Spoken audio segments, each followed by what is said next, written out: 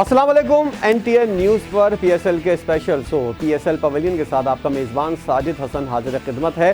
आज इस्लामाबाद यूनाइटेड के साथ क्या हुआ और पिछले 5 मैचेस में उनके साथ क्या हो रहा है कोई भी नहीं जानता। उनकी अपनी टीम के खिलाड़ी जो हैं वो भी इस बात को मानने को तैयार नहीं हैं और कोच माइक हैसन जो पाकिस्तानी टीम के कोच हैं वो भी इस बात को समझने को तैयार नहीं है कि पिछले 5 मैचेस के अंदर उनके साथ क्या हुआ है। और प्लेऑफ्स के अंदर दोनों प्लेऑफ जिस तरह हारी है इस्लामाबाद यूनाइटेड की टीम, उससे बहुत बड़े सवालात जन्म ले रहे हैं और बहुत से क्वेश्चन मार्क भी यहाँ पर लगते हुए नजर आ रहे हैं। 202 रन्स का लाहौर कलंदर रन का हदफ जो है वो सिर्फ 107 रन्स के ऊपर पूरी टीम आउट हो गई। ज़रा आपको बताते हैं कि क्या कुछ हुआ। इस्लामाबाद यूनाइटेड ने टॉस जीता, पहले बैटिंग करने का फैसला किया और लाहौर कलंदर जो है उसने फ़खर जमान और मोहम्मद नईम की शराकत के अंदर जो है पहली विकेट के अंदर 13 रन बनाए। फ़खर जमान आज अनलकी रहे, बदकिस्मती से वो जल्दी आउट हो गए और उनको टाइमल मिल्स ने आउट किया सिर्फ 12 रन के ऊपर। 11 बॉलें उन्होंने खेली, 3 चौके उन्होंने लगाए, लेकिन चौथा छक्का लगाने के चक्कर के अंदर जो है वो बॉल को बिल्कुल फिजा के अंदर सामने रख दिया और टाइमल मिल्स ने खुद ही उसका कैच पकड़ लिया। इसके अलावा मोहम्मद नईम 25 बॉलों के ऊपर 50 रन बनाकर आउट हुए और इसके अलावा अब्दुल्ला शफीक जो कल के रोज़ बेहतरीन इनिंग खेल चुके थे, हमने देखा कि किस तरह की बेहतरीन इनिंग का उन्होंने 65 रन की इनिंग का मुजाहरा किया सिर्फ 25 बॉलों के ऊपर। आज वो जल्दी आउट हो गए 24 बॉलों के ऊपर 25 रन बनाकर, लेकिन कुशाल परेरा किसी और ही मूड के साथ आए हुए थे। 35 बॉलों के ऊपर उन्होंने 61 रन बनाए। जो गुज़िश्ता रोज़ काम किया था अब्दुल्ला शफीक ने, वो आज कुशाल परेरा करते हुए नजर आए और राजा पाक से 13 बॉलों के ऊपर 22 रन बनाकर आउट हुए, जबकि अली जो हैं उन्होंने 7 बॉलों के ऊपर 15 रन बनाए। शाहीन शाह आफरीदी तो है, आसिफ अली की मैं बात कर रहा हूँ, वो 15 रन बनाकर आउट हुए। शाहीन शाह आफरीदी 0 रन बनाकर आउट हुए। साकिब उल हसन और रिशाद हुसैन जो हैं वो भी 0 और 5 रन बनाकर आउट हुए। 202 रन का हदफ जो है वो एक बेहतरीन टोटल था। अगर गुज़िश्ता रोज़ के मैच की बात की जाए तो 190 रन और इस वाले मैच के अंदर 202 रन। एक ही पिच थी, एक ही ग्राउंड था और उसके ऊपर जो है ये मामला चल रहे थे। क्या सूरत हाल रही और इस्लामाबाद यूनाइटेड को क्यों शिकस्त हुई, क्रिकेट एक्सपर्ट ताबिश मीर इस वक्त हमारे साथ टेलीफोन लाइन पर मौजूद हैं। ताबिश, वक्त कम है, मुकाबला सख्त है, आपसे हम चाहेंगे कि बहुत ज़्यादा बातें की जाएं और ज़रा वजूहात जानने की कोशिश करें कि इस्लामाबाद यूनाइटेड की टीम को क्या हो गया कि पिछले 5 मैचेस लीग के शुरू में तो उड़ान उनकी बड़ी अच्छी थी, उसके बाद एकदम से डिक्लाइन आया इनकी परफॉर्मेंस के अंदर। जरा अहाता कीजिएगा, हमारे नाजरीन को बताइएगा क्या हुआ इस्लामाबाद यूनाइटेड की टीम को। इतनी अच्छी खेलने वाली टीम जो है वो अब बाहर हो गई है और फाइनल जो है लाहौर और कोयटा के दरमियान होगा। जी बिल्कुल, सबसे पहले बहुत शुक्रिया साजिद हसन साहब, आपने अपने प्रोग्राम में मुझे मदऊ किया। आपकी पूरी प्रोडक्शन टीम का और दीगर दोस्तों का भी बहुत शुक्रिया। मैं ये अर्ज कर रहा था कि कल भी मैंने एक टीवी चैनल पर जो है गुफ्तगू करते हुए यही कहा था कि जो परफॉर्मेंस इस वक्त इस्लामाबाद यूनाइटेड टीम की रही, शायद उनकी परफॉर्मेंस महदूद थी और महदूद इसके लिए थी क्योंकि जो बांग्लादेश के खिलाफ सीरीज होनी थी उस पर इस्लामाबाद यूनाइटेड के ओनर और खिलाड़ियों की निगाहें थी। वहाँ मुताबिक खिलाड़ी जो हैं वो सेलेक्ट हो गए। अब इस्लामाबाद यूनाइटेड को और क्या चाहिए होगा। उनकी टीम के कप्तान जो हैं नायब कप्तान बन चुके हैं पाकिस्तान टीम के बांग्लादेश के खिलाफ सीरीज में। जिस खिलाड़ी की T20 में जगह नहीं बनती थी मुआवजे के तौर पर, और पाकिस्तान में जो इस वक्त निज़ाम चल रहा है उसके हवा होने भी लगी है और सलमान अली अगर टीम के कप्तान बन गए हैं। नसीम शाह की 0 परफॉर्मेंस है, लेकिन 0 परफॉर्मेंस के होने के बावजूद भी वो पाकिस्तान टीम का हिस्सा बन चुके हैं। ताबिश खता कलामी की माजरत, मैं माजरत चाहूंगा, नसीम शाह ने पिछले 3 मैचेस के अंदर हर 4 कोटे के जो ओवर्स का कोटा होता है उसके अंदर 50 रन से ज्यादा रन दिए हैं, उसके बावजूद भी उनको टीम के अंदर सेलेक्ट कर लिया गया है। तो जिस क्रिकेट बोर्ड के पास चीफ सेलेक्टर ना हो और चीफ सेलेक्टर के बगैर जो है ऐलान किया जाए टीम का, एक तो ये हैरान कुन है। फिर अगर कोई चीफ सेलेक्टर आता है तो वो चीफ सेलेक्टर नहीं होता, माजरत के साथ चीफ सेलेक्टर होता है। बिल्कुल, उसकी जो सिलेक्शन होती है वो चीफ होती है इतनी जितनी हमारे यहाँ क्रिकेट का निज़ाम चल रहा है। हमारे यहाँ खिलाड़ियों को मैं उनकी परफॉर्मेंस नहीं देख रहा, लेकिन किसी को मैं किसी शैम्पू की ऐड में देख रहा हूँ, किसी को किसी तरफ किसी कंपनी की इश्तिहार में देख रहा हूँ। तो ये खिलाड़ी कम हो गए हैं और ये इस वक्त जो है मुख्तलिफ ब्रांड्स को प्रमोट करने वाले नुमाइंदगान बन गए हैं।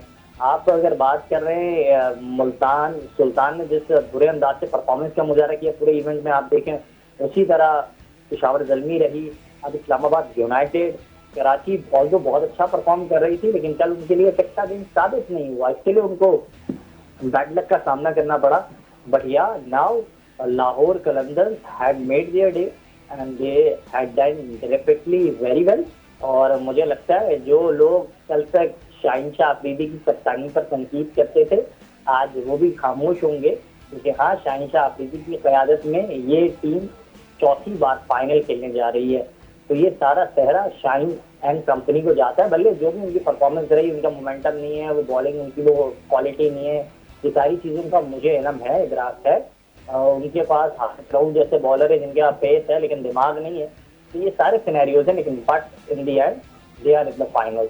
अच्छा ताबिश, मैं आपसे चाहूँगा ये जानना, लाहौर कलंदर की ओवरऑल PSL 10 के अंदर शाहिनशाह आफरीदी की कप्तानी को आपने कैसा पाया? देखिए, मैं ये नहीं समझता कि कप्तानी जो एक खिलाड़ी की वो शायद बहुत ज़्यादा इन्हिसार करती है और उसकी वजह से खिलाड़ी जो है मैचेस जीतते हैं या फिर इवेंट के फाइनल में जगह बनाते हैं। आप अगर बात करें, हम बात करते हैं लेजेंड इमरान खान साहब की, तो इसके लिए उनकी बात तब की जाती है क्योंकि उनके पास जो खिलाड़ी मौजूद थे वही बड़े अहम हथियार थे। इंज़मामुल हक उस टीम में थे, सलीम मलिक उस टीम में थे, वसीम अकरम उस टीम में थे, वक़ार यूनिस उस टीम के अंदर थे, रमीज राजा उस टीम के अंदर थे।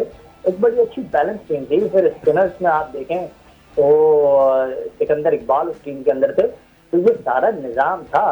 फिर आप 2009 के हवाले से बात करें, क्योंकि हमारे बहुत दोस्त हैं, उनको माजी के खिलाड़ियों का इतना इल्म नहीं होता। नए खिलाड़ियों की मैं अगर बात कर लूँ तो नए खिलाड़ियों में यूनिस खान की अगर क़यादत थी, शाहिद आफरीदी की परफॉर्मेंस थी, तो अब्दुल रज़ाक टीम में थे, शोएब मलिक टीम में थे, उमर गुल एक अच्छा मोमेंटम जल कर लिया था। तो ये सिर्फ कप्तान पर नहीं होता, टीम वर्क पर भी होता है। बाबर आजम के लिए बैड सिनेरियो ये रहा कि उन पर जब वो बहुत अच्छे खिलाड़ी साबित हो रहे थे तो उन पर बोझ डाल दिया कप्तानी को, और उसके बाद उनके खिलाफ बाकायदा लॉबिंग चलती रही। कराची के कुछ दोस्तों ने लॉबिंग की, पंजाब के कुछ लोग उन्हें पसंद नहीं करते थे। फिर सोने पे सुहागा उनके घर के अंदर उनके कजन्स के अपने एक मौक़िफ़ रहा हमेशा से उनसे। तो वो सारी बातें रही। लेकिन हाँ, हालात बड़े तब्दील हुए क्रिकेट के अंदर, लेकिन इस वक्त आपके पास माजरत के साथ कोई बेहतर कप्तान है ही नहीं पाकिस्तान टीम की क्रिकेट में। अच्छा, कोयटा ग्लैडिएटर के कप्तान सऊद शकील को आपने बिल्कुल ही ताबिश साइडलाइन कर दिया है। आपके पास कप्तानी नहीं है, उसने फाइनल तक पहुंचा दिया। शुरू के 3 मैचेस ज़रा से ख़राब गए कोयटा के साथ, लेकिन उसके बाद जो कप्तानी किया और जो टीम ने परफॉर्म किया है उसको आप कैसे देखते हैं? और फाइनल के अंदर लाहौर और कोयटा का मुकाबला होगा, आप क्या समझते हैं कोयटा की टीम लाहौर के मुकाबले में कितनी ज़्यादा स्ट्रॉन्ग है, या लाहौर की टीम आपको स्ट्रॉन्ग लगती है? फाइनल कैसा देख रहे हैं आप ताबिश? नहीं, मैं ये समझ रहा हूँ इस वक्त ना सिर्फ कोयटा के हवाले से मैंने साइडलाइन नहीं किया, मैंने जान के बिल्कुल ये उनका नाम नहीं लिया, और इसके लिए नहीं लिया क्योंकि जो डगआउट के अंदर इतने बड़े बड़े नाम, great sir Vivian Richard, Moin Khan साहब, फिर सरफराज सैफी भाई, क्योंकि उनकी क़यादत, उन्होंने इवेंट जिताया पहली बार कोयटा को, और उनका पीछे तमाम सपोर्ट है सऊद को, जिसकी वजह से सऊद कुछ करते हुए दिखाई दे रहे हैं। ऑल्दो एज अ कैप्टन मैं बस ये उनको देख रहा हूँ, मैं कप्तान हूँ तो पहले बल्लेबाजी पे जाऊंगा, जबकि उनकी टीम के अंदर हसन नवाज जैसा खिलाड़ी मौजूद है, दीगर खिलाड़ी मौजूद है, उनकी जगह नहीं बनती है T20 सर्किट के अंदर। PCB को एक लाइन ड्रॉ करनी होगी, जो खिलाड़ियों की जगह नहीं बनती वो यहाँ क्या कर रहे हैं? बिल्कुल, क्या क्योंकि इनकी पर्ची लगी हुई है, किसी ने पर्ची लगाई है, इसके लिए खेल रहे हैं? सऊद की बड़े अच्छे ताल्लुकात हैं कोयटा ग्लैडिएटर की मैनेजमेंट से, इसके लिए वो कप्तान बने हुए हैं, इसके लिए वो ओपनिंग पे जाते हैं। सलमान अली आगा की इस्लामाबाद यूनाइटेड के मैनेजमेंट के साथ अच्छे ताल्लुकात हैं, जो इस्लामाबाद यूनाइटेड के अंदर खिलाड़ी बाकी आते हैं और उनका जो मैनेजर है वो एक ही है, इसके लिए वो खेल रहे हैं। ये चीज़ों को समझना होगा, थिंग्स शुड बी ट्रांसपेरेंट। हमारा जो मीडिया है उनको इस चीज़ों को तो बड़ा ट्रांसपेरेंट करना चाहिए, उन्हें बताना चाहिए कि क्या फरेब हो रहा है। इस तरह तो आबिद अली को भी आप खिला दें, इमामुल हक को खिला दें आप, और जितने टेस्ट क्रिकेटर्स हैं उनको भी T20 में खिला दें, और फिर बाद में वो यही कहेंगे वी नीड प्रोटीन। तो ये सारी चीज़ें होती रहेंगी। अच्छा अच्छा ताबिश, क्या समझते हैं लाहौर कलंदर और कोयटा ग्लैडिएटर के दरमियान फाइनल जो होगा, आपको क्या लगता है? पूरे मुसलसल टूर्नामेंट के अंदर अच्छी परफॉर्मेंस कोयटा ग्लैडिएटर की देखने में आ रहे हैं। लाहौर कलंदर ने देर से ज़रा सा अपना जो है वो जीत हासिल की, और उसके बाद मुसलसल जो है उनकी कारकर्दगी ऊपर की तरफ जा रही है। तो समझते हैं कि मुकाबला टफ होगा और दोनों टीमें जो हैं वो बेहतरीन परफॉर्मेंस का मुजाहरा करेंगी। बिल्कुल, what do I believe Hassan, I believe strongly कि Quetta Gladiators in this event performing deliberately so well, but yes, Lahore Qalandars have this advantage, they are playing in their home ground, Gaddafi Stadium. Lahore is going to hosting the final of PSL season 10 and they have this good hope. Even fans will support them also और ये सारा scenario उनके लिए बना रहेगा, लेकिन at the and Quetta और लाहौर एक अच्छा मुकाबला में देखने को मिलेगा और very hope on both the. अच्छा, आप एक्सपेक्ट कर रहे थे ताबिश, आप एक्सपेक्ट कर रहे थे कि लाहौर और कोयटा के दरमियान मुकाबला होगा? बहुत से लोगों से जब मेरी बात होती थी तो ये कहते थे इस्लामाबाद और कोयटा के दरमियान फाइनल जो है वो मुतवक्के है। जो लीग के अंदर मैचेस खेले थे उसके बाद जो अंदाजा हुआ था, आप एक्सपेक्ट कर रहे थे कि इस्लामाबाद की टीम इस तरह बाहर हो जाएगी? नहीं, मुझे इस बात का अंदाजा नहीं था कि इस तरीके से और इस बेदर्दी के साथ जो है इस इवेंट से वो बाहर हो जाएगी, लेकिन खैर इट्स अ क्रिकेट, ऐसा होता रहता है। माजी में हमारे साथ भी हुआ है, आप देखें माजी के कई ऐसे मैचेस हैं, लेकिन आज के एक अच्छा मैच नहीं देखने को मिला। It was a one sided match. ठीक है, बहुत शुक्रिया। ताबिश मीर हमारे साथ मौजूद थे, क्रिकेट एक्सपर्ट थे और अपनी राय का इजहार कर रहे थे और बता रहे थे कि क्या वजूहात हैं इस्लामाबाद यूनाइटेड किस तरह हार गई और एक बेहतरीन टूर्नामेंट खेलने के बाद जिस तरह वो बाहर हुई है उसके ऊपर सबको हैरत हो रही है। कोयटा की टीम जिसके बारे में कहा जा रहा है कि वो हॉट फेवरेट है फाइनल के लिए। अब देखना यह है कि लाहौर कलंदर और कोयटा की टीमें जब लीग मैचेस के अंदर टकराई थी तो एक मैच कोयटा की टीम जीती थी और एक मैच जो है वो लाहौर कलंदर की टीम जीती थी। इस तरह मुकाबला बराबर का है और अगर देखा जाए तो एक छोटा सा एडवांटेज जो है वो कोयटा की टीम को जाता है और इसीलिए वो हॉट फेवरेट है कि उनकी बैटिंग और बॉलिंग दोनों परफॉर्म करती हुई नजर आ रही हैं।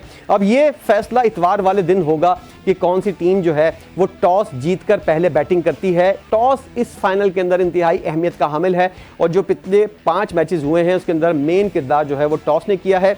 कोई भी इस जानिब तवज्जो नहीं दे रहा था, लेकिन मेन किरदार जो है वो टॉस का सामने आया है। देखते हैं कि फाइनल के अंदर कोयटा की टीम जीतती है या फिर लाहौर कलंदर मैदान मारती हुई नजर आती है। अगर कोयटा की टीम खुदा न खास्ता हारती है तो एक मैच के खराब मैच की बुनियाद के ऊपर एक टीम आपको देखने में नजर आएगा कि वो फाइनल से बाहर होती हुई नजर आ रही है। लेकिन कोयटा की टीम के बारे में बहुत सी चीज़ें जो हैं उनके हक में जा रही हैं। उनका बॉलिंग, बैटिंग और ख़ास तौर पर फील्डिंग का डिपार्टमेंट जो है वो उसके ऊपर काफ़ी मेहनत कर रहे हैं और सरफराज अहमद उसके ऊपर काफ़ी ध्यान देते हुए नजर आ रहे हैं।